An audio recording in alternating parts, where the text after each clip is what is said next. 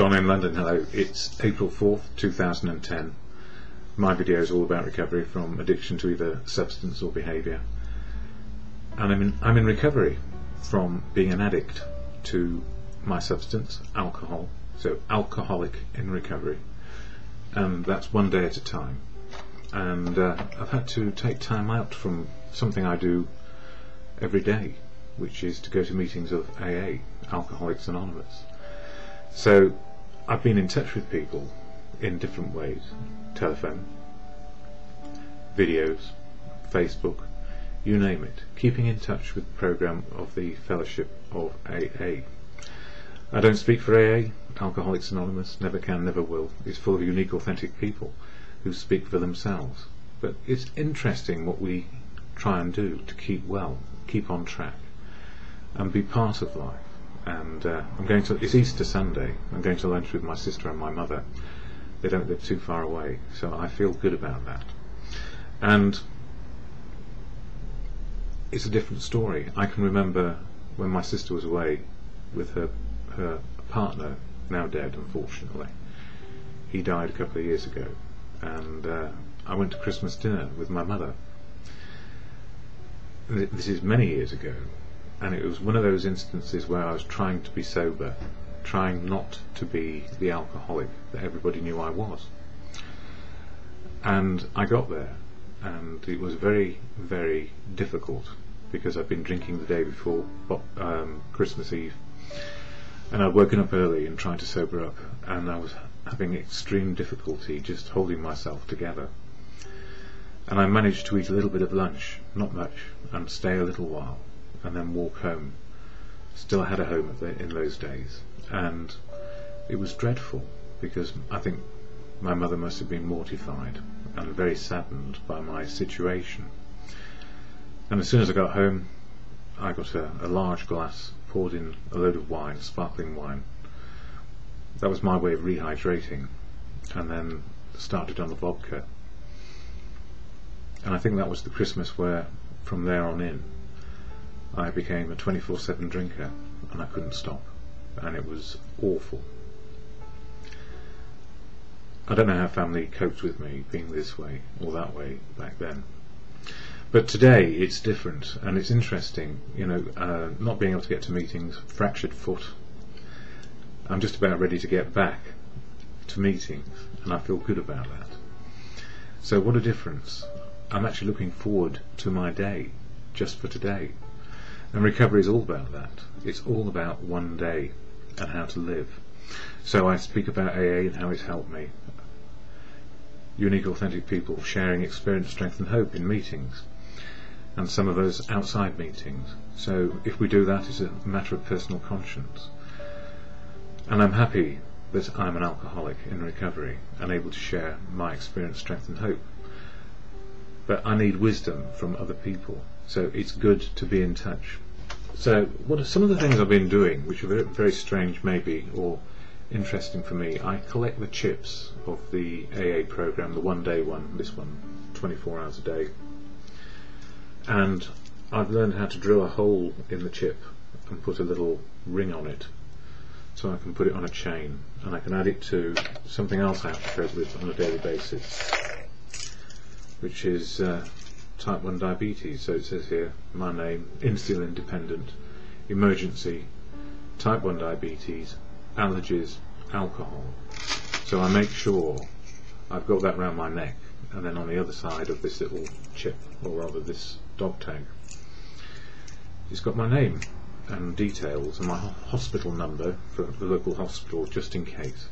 But the other one I've added on there, this one, you can't see it, but it says love, be loved and cherish, and those words are important: to love, be loved and cherish, and those are emotions. And on the back of that one it says serenity, wisdom and acceptance. So these days I get my serenity by accepting I'm an alcoholic, and the wisdom is from others, how to keep sober. And when I can't get to meetings, I use the daily reflections, this book, which covers the 12 steps of AA, 12 steps of action to keep me sober. excuse me, on a daily basis. So that's action to change my attitude and behaviour on a daily basis. I don't start by saying, right, my attitude is. I ask myself, how am I feeling, what's going on, and what may I do? And once doing that, I can then start to say, okay, what use can I be today? So part of doing these videos is sharing experience, strength and hope that life goes on in recovery. And the odd thing is, I'm starting to understand what my feelings are. Anyway, in the daily reflections, it's all about step 4, which is doing an inventory of ourselves, our moral inventory, to understand what happened in our history and how we can be today. So it's how we were then, back then, and how we are today, and knowing the difference. And as we know the difference, we understand what we can and cannot do.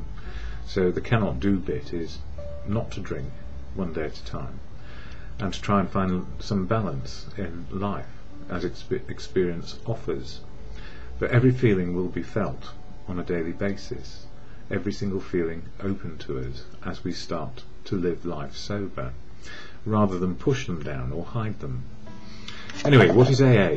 What has it done for me? I'll just share the AA preamble, which is on this handy little card, available from meetings where they have the money to buy them.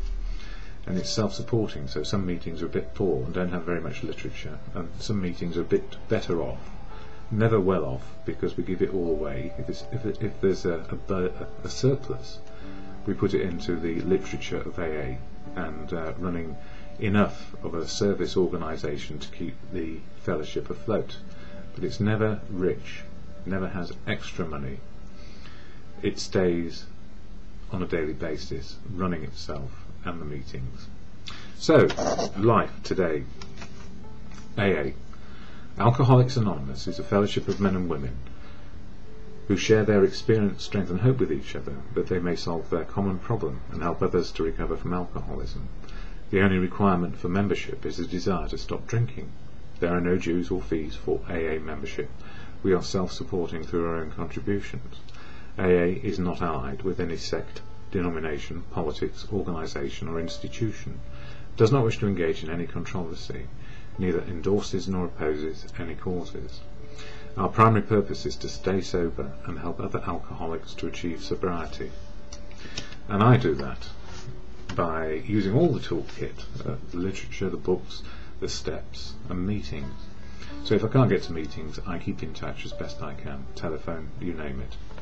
But in the daily reflections for today, it says crying for the moon, April 4th. This very, very real feeling of inferiority is magnified by his childish sensitivity, and it is this state of affairs which generates in him that insatiable, abnormal craving for self-approval and success in the eyes of the world. Still a child, he cries for the moon, and yet the moon, it seems, won't have him. Less about self-approval these days, more about just self-acceptance. And it goes on to say, while drinking, I seemed to vacillate between feeling totally invisible and believing I was the centre of the universe. Searching for that elusive balance between the two has become a major part of my recovery. The moon I constantly cried for is, in sobriety, rarely full. It shows me instead its many other phases, and there are lessons in them all. True learning has often followed an eclipse disaster, a time of darkness, but which, with each cycle of my recovery, the light grows stronger and my vision is clearer. And that's the gift of recovery. We just seem to get to understand life a little bit better each day, and it's not all about us. And what we're trying to do is understand the balance of life, even when it may be at extremes of feeling. And I mentioned those yesterday, and I'll be talking more about those as the month goes on. But step 4, the moral inventory, it's not to be feared. It's just who we are. So that serenity prayer, which I use or utilise daily and frequently in the day, to God, all good conscience, God, grant me the serenity to accept the things I cannot change, courage to change the things I can, and the wisdom to know the difference, is, for me, just for today.